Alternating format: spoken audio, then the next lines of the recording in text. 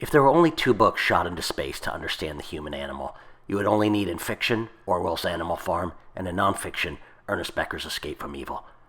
Becker was a cultural anthropologist who broke down the science of man better than anyone, what human beings do, and why they do it.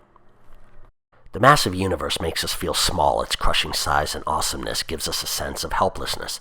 Man wants to persevere, as do all organisms, but is aware we decay and die, the only animal with this knowledge. It's terrifying and fills man with fear and anxiety.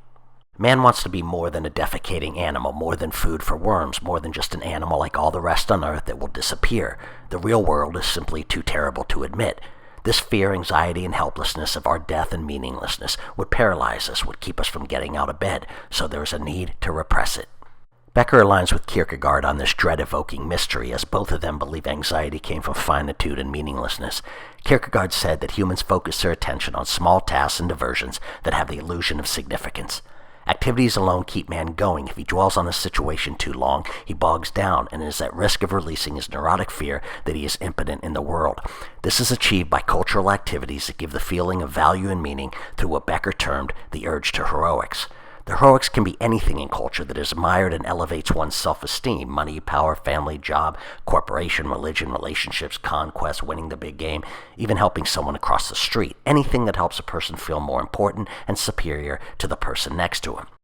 Man wants to leave a trace of himself, a legacy, and also transcend the human body to some form of immortality. We are creatures that want to deny our creatureliness with lasting significance, continued life, and what Marx noted as the idea that I am nothing and should be everything. Unfortunately, man wants a stature and destiny that is impossible for an animal to achieve. Becker broke down the behavior of mankind into 5 basic categories: heroic, sacrifice, scapegoating, expiation of guilt, and immortality striving.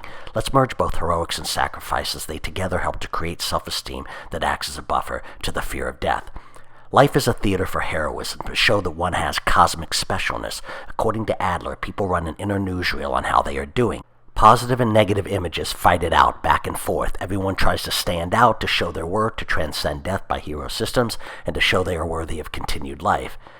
Heroism comes from our narcissism. We are hopelessly absorbed with ourselves. Aristotle said luck is when the guy next to you gets hit with the arrow. This narcissism is what keeps men marching into war, thinking the guy next to him will die, but he will be the hero.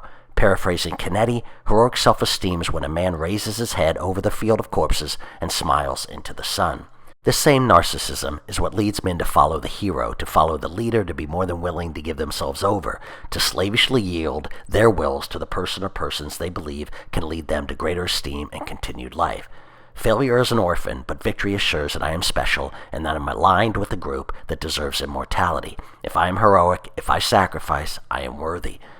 When Hitler was not killed by the bomb meant to end his power, it emboldened him further. He stated, "Providence has kept me alive to complete my great work." One can even get addicted to this ego, basking in the repeated pleasure of survival. The paradox is that evil comes from man's urge for heroic victory over evil. Humans expand themselves as much as possible, and this can have destructive consequences for the world. We know that Nazism was another narcissistic hero system that was a delusion to defeat an imaginary evil on Earth. It's time for social scientists to catch up to Hitler and his understanding that man will do anything to be heroic and to belong to victory, as long as they are convinced of its legitimacy. Man's urge to be heroic can clearly be seen in scapegoating. Scapegoating is when uncomfortable feelings of anger, frustration, envy, and guilt are displaced and projected onto another, often a more vulnerable person or group. It is narcissism and hidden fear. Hence the name itself, let's sacrifice the goat to the gods to appease them. By having an easily defeated villain, there is a hero with all its piety and self-righteous indignation. When one does not feel heroic or sacrificing and self-esteem is waning, human beings need a scapegoat to get rid of the guilt of being a small, meaningless animal in the universe.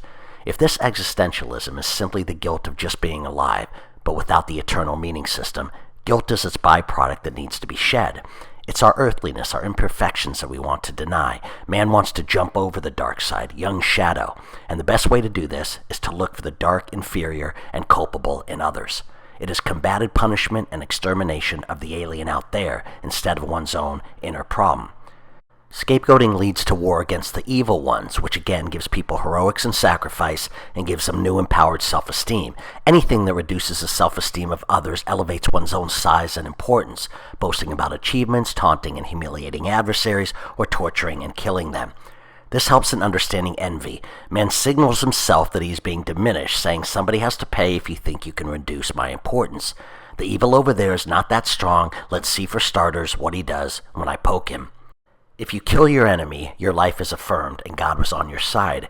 You are testing God as if saying, show me, God, if I am as special as I believe, that I am your favored son.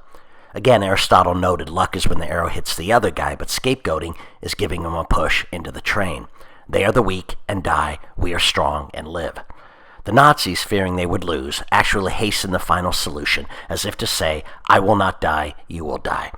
If a person is excluded from further life, from further duration, he will say, if I can't have it, then neither can you. Empty, passive, disinterested people are led like sheep to perform vicious acts. The man easily loses his judgment in the crowd, that he gets carried away by numbers, by shouts, by cleverly phrased slogans, and colorful banners. Hegel said that men cause evil out of good intentions. They are trying to get rid of evil by defeating it. But being a frightened animal, men will not admit their insignificance and will unleash unspeakable acts to try to demonstrate their importance and get rid of their guilt. So unfortunately, man needs to be a hero to get rid of guilt. If guilt is fear and powerlessness, by immersing oneself in the victorious group, it can defeat it. The group represents big power, big victory, and much life. The killing of others gets rid of the guilt of man and allows him to gloat and strut over the enemy, lessening the fear of death as demonstrated from Genghis Khan to Auschwitz, and giving man the feeling that he is special, important, and worthy of immortality. This leads to Becker's conclusion. All of the four behaviors of heroic sacrifice, scapegoating, and expiation of guilt all lead to Otto Rank's idea of the desire for immortality striving, to show that it is I who is more deserving of continued life. This is why people so easily kill others for their beliefs in religious nonsense. If you take away their immortality system, they die. Religion came along to convince people they were not mere bodies, but souls that had immortality. Regardless of the fact that they had no proof, religion has always been in the immortality business. It doesn't matter if their ideas are not true. Religion uses them as trenches for the defense of their existence, as scarecrows to frighten away reality. Freud said, people constantly give what is unreal precedence over what is real. They demand illusions. The fear of death has always been used by those in power to control and manipulate mankind and keep their domination, to keep people in line, to keep them fearful, and keep them giving their money and labor to the churches and the leisure class. When you have a holy war, it's simply two different immortality projects colliding, my God against your God. As long as humans are not assured immortality, they will never be fulfilled and will continue hating each other.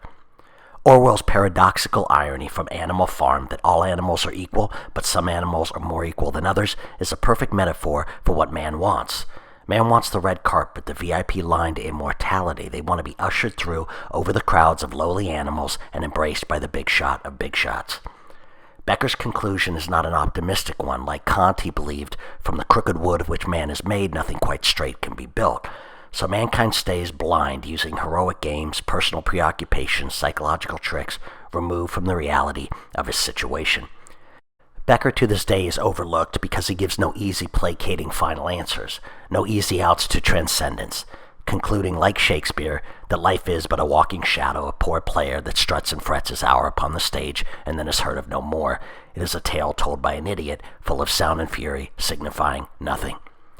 If Becker had any hope for man, it was that somehow he would begin to look himself in the face, deny the lie, and bring in a minute measure of reason to balance the destruction.